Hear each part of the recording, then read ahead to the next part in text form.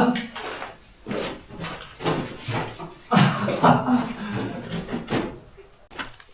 ist einfach Wasser. Oh. Ja, Mann. Oh mein Gott, ich bin gerettet. Oh. Ja, und damit herzlich willkommen zu diesem neuen Video. Ich bin der Martin und ich werde heute auf Herz und Nieren testen von Itehill ihren hauseigenen Rohfilter, Reverse Osmosis, Umkehr-Osmose-Filter, der aus dem hinterletzten Brackwasser, was sich da unten im Keller befindet, ja, hoffentlich doch total partikelfreies, reines Quellwasser zaubern wird. Denn wie im Intro zu sehen war, ich habe kein Wasser mehr. Das war auch kein Witz für die Show. Ich habe tatsächlich kein weiteres Wasser dabei. Das wäre also sehr gut, wenn das Ding mir nachher reines und sauberes Trinkwasser spendiert. Sonst sitze ich hier wirklich auf dem Trockenen. Meine Kehle ist jetzt schon recht kratzig. Ich habe alle möglichen Referenz- und Testfilter und Teststreifen und Messgeräte dabei. Wir werden das Ding wirklich auf Herz und Nieren prüfen, von vorne bis hinten und gucken, ob er das kann, was versprochen wird. Und wenn er das kann und ich das Ding am Ende empfehle, gibt es auch einen 20% Rabattcode von Itehill im Onlineshop. Sehr nett, dass sie den bereitstellen. Aber jetzt gehen wir erstmal rein und gucken, ob das Ding was taugt. So, womit kriegt es der Itehill Wasserfilter zu tun? Der erste Gegner, Grail Geopress, der zweite Gegner, Sawyer Squeeze. Beide quasi nagelneu. Der hat eine nagelneue Kartusche frisch aus der Verpackung. Der ist tiefendesinfiziert und zurückgespült bis zum geht nicht mehr. Ein kleiner Einwurf aus dem Schnitt, denn ich habe während des Tests festgestellt, dass sowohl der Grail als auch der Sawyer in keinster Weise mit einem Rohfiltersystem vergleichbar sind. Denn die beiden Filter, ja, sind einfach nur Überlebenswerkzeuge oder Reisefilter, die Krankheitserreger und akute Verunreinigungen entfernen, um Wasser überhaupt trinkbar zu machen. Die optimieren die Wasserqualität in Bezug auf Pathogene. Die beiden Filter, insbesondere der Sawyer, sind als mechanische Partikelfilter konzipiert, um Bakterien und Protozoen zu entfernen. Der Grail ergänzt das Ganze zwar noch durch Ionenaustausch zur Vireninaktivierung und hat Aktivkohle zur Geschmacksverbesserung und Adsorption einiger Chemikalien. Keiner der beiden Filter verwendet aber eine Technologie, wie sie bei der Umkehrosmose angewendet wird und für eine signifikante Entfernung von gelösten Ionen und kleinsten organischen Molekülen notwendig wäre. Ein Rohsystem ist ein Reinigungssystem, das darauf ausgelegt ist, die gesamte gelöste Stofffracht aus dem Wasser zu entfernen. Es verbessert die Wasserqualität in Bezug auf die chemische Reinheit. Die Umkehrosmose stellt keine Filterung im herkömmlichen Sinne dar, sondern eine molekulare Trennung. Die Systeme sind nicht vergleichbar, da sie für völlig unterschiedliche Bedrohungen und Qualitätsziele entwickelt wurden. Also sparen wir uns den Vergleich mit dem Grail und dem Sawyer und konzentrieren uns auf die Messgeräte und den Teststreifen. Diverse Testgeräte, TDS, also Total Dissolved Solids, Partikel, den pH-Wert. Das Ding müssen wir uns später auch nochmal genauer angucken. Der misst 6 Sachen bis in den Mikro- und Nanopartikelbereich. Für den brauchen wir auch purifiziertes, destilliertes Referenzwasser. Teststreifen 16 in 1, womit wir alles andere auch noch testen können. Direkt versus die beiden gegen den Osmosefilter. Und ganz am Ende testen wir auch noch die Batterielaufzeit. Vom Hersteller angegeben sind 34 Liter pro Akkuladung. Wir werden sehen, ob er das schafft. Was man natürlich machen kann, ist ihn auch direkt an den Strom anzuschließen und dann kann man ihn quasi unendlich laufen lassen, ohne dass der Akku dabei belastet wird. Ich werde jetzt aber erstmal gleich als erstes mir hier unten von der Soße eine erste Probe nehmen und mal gucken, wie ranzig das wirklich ist. Die Seite ist wirklich oll. Da schwimmt sehr viel Metall und Rohre und verrosteter Gammel drin. Die andere Seite sieht ein bisschen sauberer aus. Ja, was sagt ihr? Welche Seite nehmen wir? Wenn schon, denn schon, oder? Wir nehmen die ranzige Seite. Gut, ich zapfe mir da erstmal eine Probe und halte mal meine ganzen Testgeräte und Teststreifen rein, damit wir eine anfängliche Startreferenz haben, mit der wir arbeiten können. So, die machen wir jetzt erstmal voll und gucken, womit wir es hier so zu tun haben.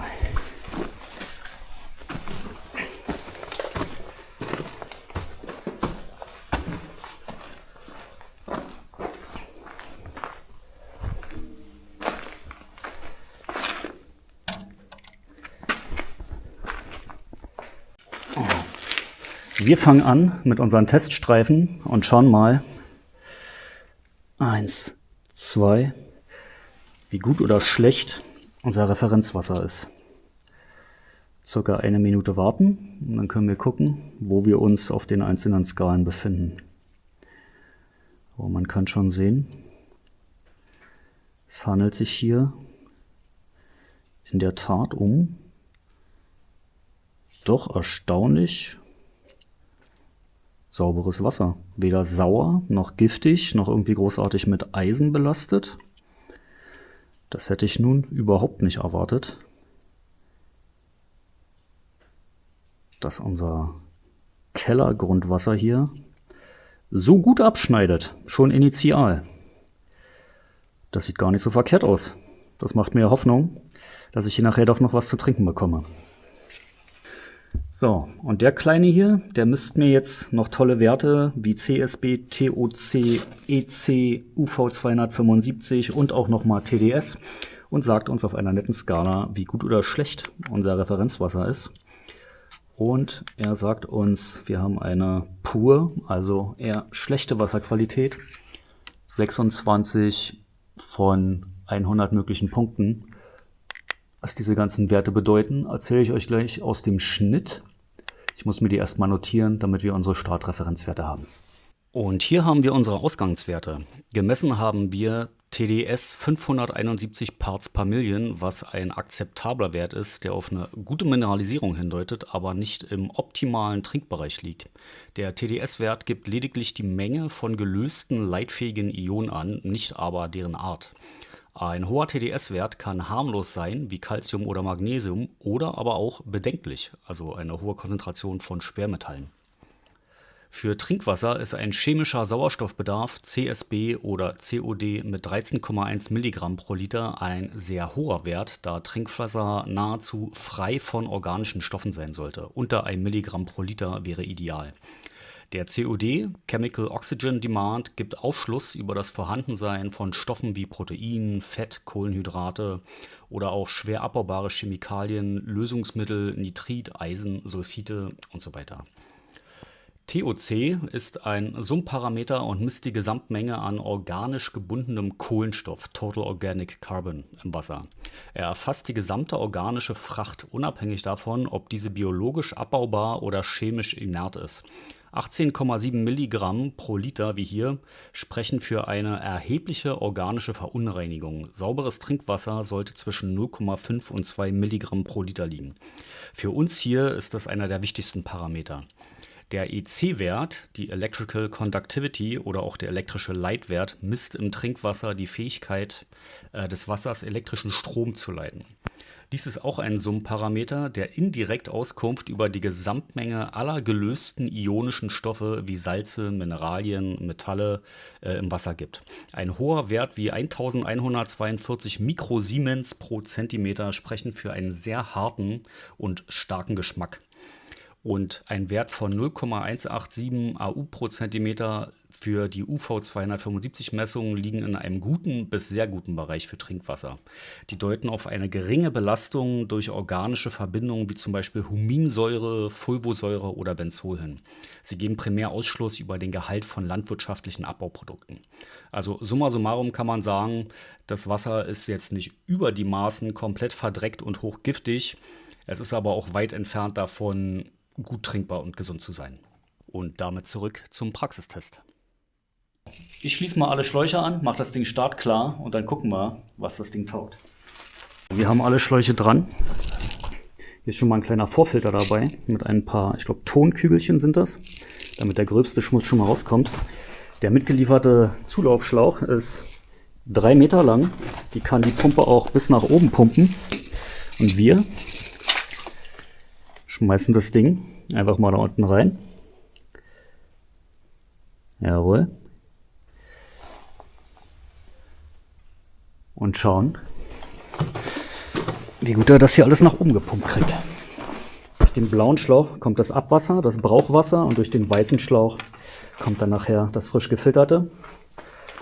Wir schalten die ganze Bude mal ein und dann gucken wir, wie er sich so anstellt. 3 Sekunden auf den Startknopf.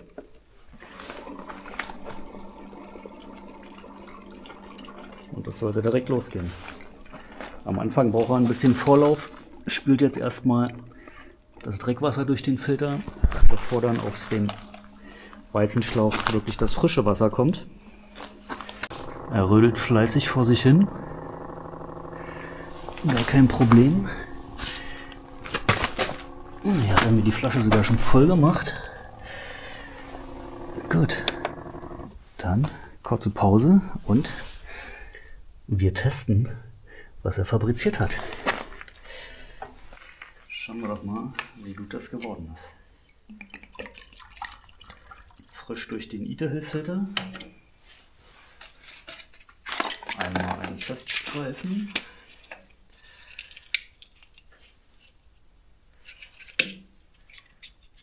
Eins, zwei. Jetzt aber zum interessanten Teil. Bleibt das Display rot oder wird es grün?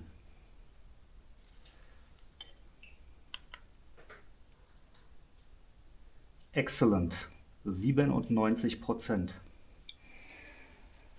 Hätte ich nicht erwartet. Tatsächlich excellent. Nicht schlecht.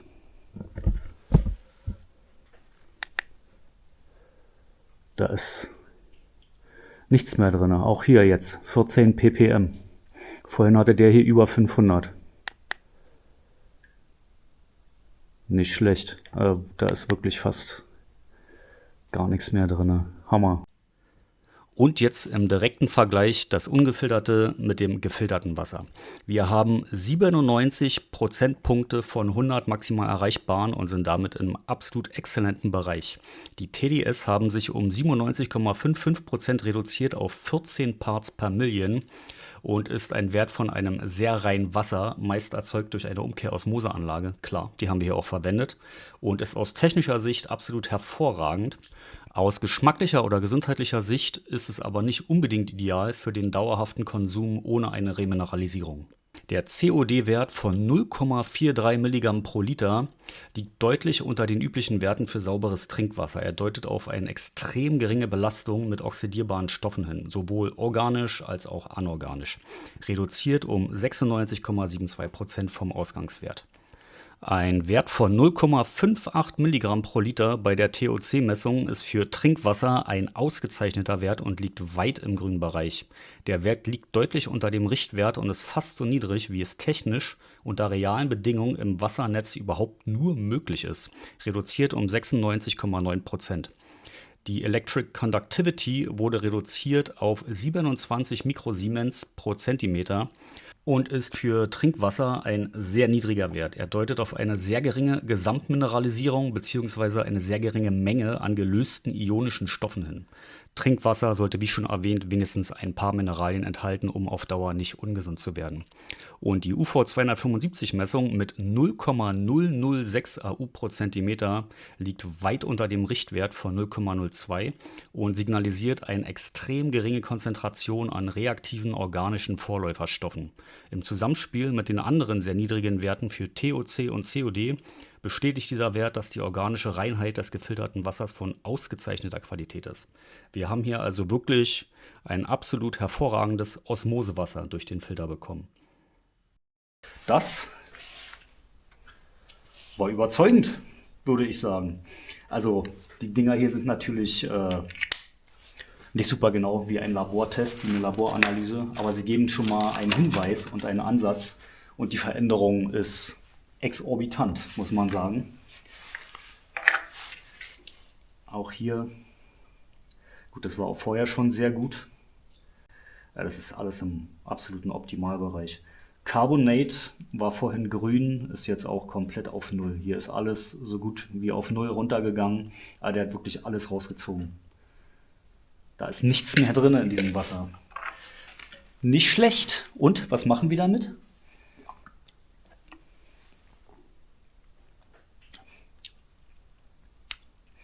Schmeckt nach nichts. Es riecht nach nichts.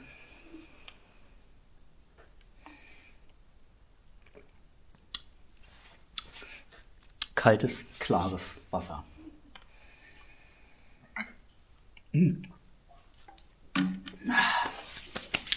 Sehr schön. So, der letzte Test. Wie lange hält der Akku? 4 mal 10 Liter, die machen wir jetzt voll, beziehungsweise wir gucken, wie viele er voll bekommt, bevor die Pumpe stehen bleibt. Die Pumpe läuft.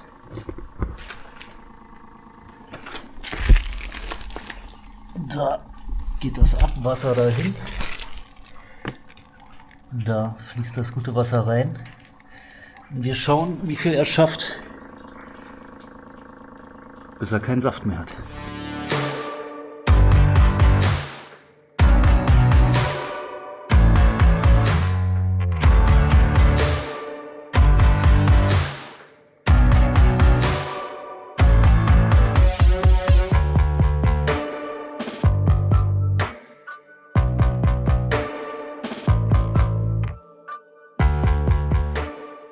Da ist er ausgegangen. Nach gut 1,5 Stunden, die der jetzt lief, ein Beutel voll und nochmal ungefähr 2 Liter plus die 2 Liter, die ich vorhin schon hatte, macht summa summarum so Pi mal Daumen 14 Liter, die ich jetzt per Akku in dem Ding hier hochgepumpt und durchgefiltert habe. Das ist erheblich weniger, als in der Spezifikation steht. Da ist die Rede von gut 34 Litern pro Akkuladung. Da liegt der jetzt weit drunter. Könnte aber auch daran liegen, dass der jetzt hier so erhöht steht und das Wasser aus fast 3 Meter Höhe jetzt hier hochpumpen musste. Das ist erstmal ein, denke ich mal, signifikanter Faktor. Und dann ist ja auch das Wasser verunreinigt. Er muss es durch die Filter schieben. Ne? Große Partikel durch den Filter muss die Pumpe halt ackern.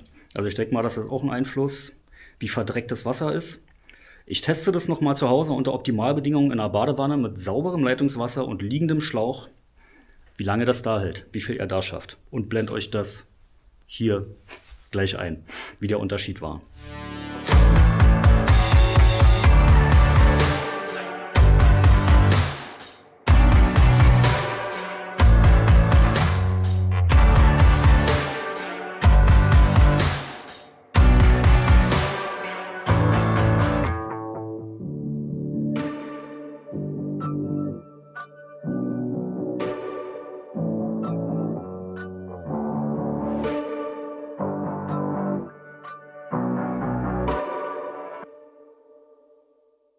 Ja, wie dem auch sei, 14 Liter Wasser in so einer Situation haben oder nicht haben, kann über Leben und Tod entscheiden. Ne? 14 Liter Wasser, wenn man sich auf 2 Liter Wasser pro Tag beschränkt, kommt man 7 Tage durch als einzelne Person. Das rettet dir schon mal das Leben. Und das Wasser ist sauber und keimfrei, von da unten aus dem Keller. Kann man nicht meckern. Für Batteriebetrieb völlig in Ordnung. Ich könnte das Ding jetzt auch irgendwie an eine Powerstation anschließen, ne, direkt mit Strom versorgen und dann könnte ich das Ding hier wahrscheinlich, keine Ahnung, 3 Tage durchfahren lassen. Dann gehe ich hier auch mit 100 Litern Wasser raus. Das teste ich jetzt nicht. Das dauert mir hier zu lange. Es wird schon dunkel draußen. Mir geht hier langsam das Licht aus. Ja, aber also ich bin erstmal wirklich, muss ich sagen, überrascht und zufrieden mit dem Ergebnis. Hätte ich nicht gedacht. Ist okay, muss ich wirklich sagen. Ist okay. Zeit für ein kleines Fazit. Ich muss wirklich sagen, ich bin positiv überrascht von dem kleinen Toaster. Muss ich wirklich sagen, hätte ich nicht gedacht. Auch nachdem ich diverse andere Videos schon gesehen habe. Das Ding wurde ja wirklich schon durch die Bank weg von zig Leuten getestet. Und teilweise auch für nicht gut befunden. Ältere Varianten. Ihr müsst wirklich darauf achten, falls ihr euch den kaufen wollt, die neue Variante zu nehmen mit diesen Anschlüssen, blau und weiß. Es gibt eine alte Variante, da ist hier vorne so eine konische Box dran. Ne? Da kommen dann die beiden Schläuche raus. Das ist die alte Version. Mit der gab es in der Vergangenheit wohl einige Probleme mit der Pumpenleistung bzw. mit der Batterieleistung, die nicht gereicht hat, um die Pumpe zu betreiben. Da ist das Ding zwar losgelaufen, irgendwie 10 Sekunden, dann hat er aber angefangen zu blinken und ist einfach stehen geblieben.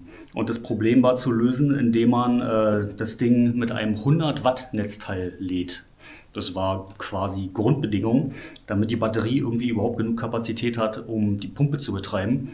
Und das war bei älteren Versionen der Box wohl sehr häufig ein Problem sogar, wenn man die Rezensionen sich anguckt, vor allem auch bei Amazon. Also es gab viele Leute, die dieses Problem haben.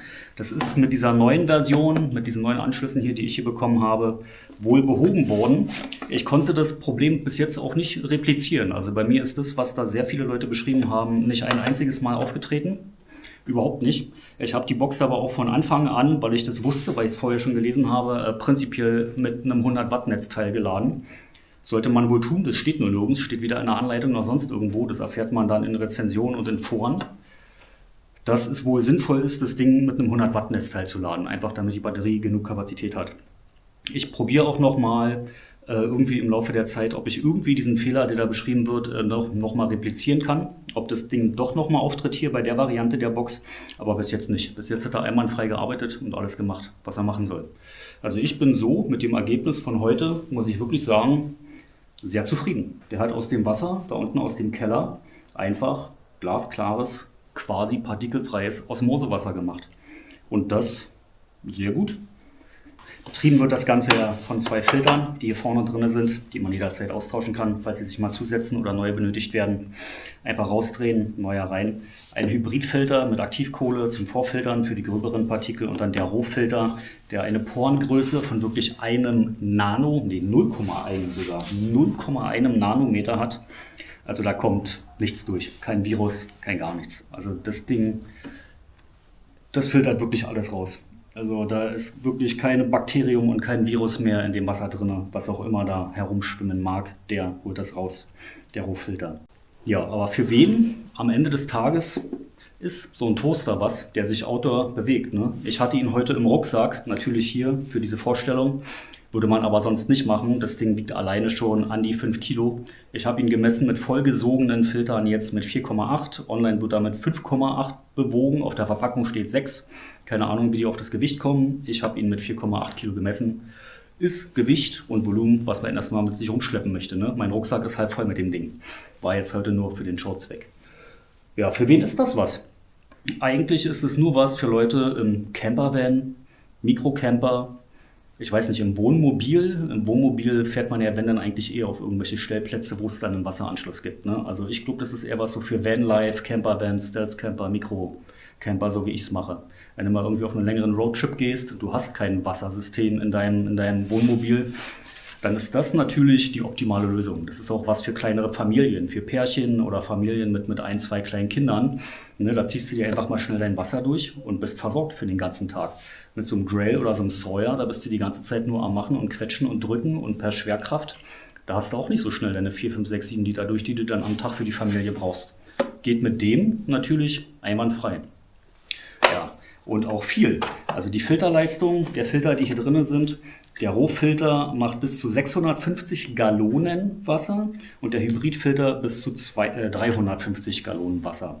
Das sind auf der deutschen Seite ist angegeben 3000 und 2000 Liter Wasser, die man damit filtern kann, bevor die sich zusetzen. Das ist aber nur so ein Medianwert unter normalen Outdoor-Bedingungen, also Seewasser, Bachwasser und sowas, ne?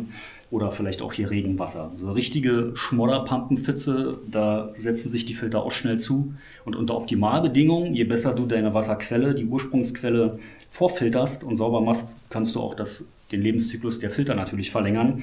Ne, wenn du schon so gut wie möglich dafür sorgst, dass das Wasser, was hier reingeht, schon relativ sauber ist, dann halten die Filter natürlich beliebig viel länger. Kann man alles selber optimieren. Aber so erstmal die Grundangaben vom Hersteller. 3000 Liter, 2000 Liter, bevor man die wechseln muss. Und der meckert sowieso, wenn die Filter zu sind, gibt es hier 2 Warnlampen, Hybrid und Roh. Wenn der Filter dicht ist, bitte einmal tauschen. Ja, also was kann man abschließend wirklich sagen? Stand heute, ITEHIL, Umkehrosmose Outdoor-Filter. Ich würde ihn, so wie ich ihn heute erlebt habe, empfehlen und kaufen. Ich würde den mitnehmen in meinem Stealth-Camper auf einen Roadtrip, auf eine längere Tour und als meinen Wasserfilter der Wahl verwenden.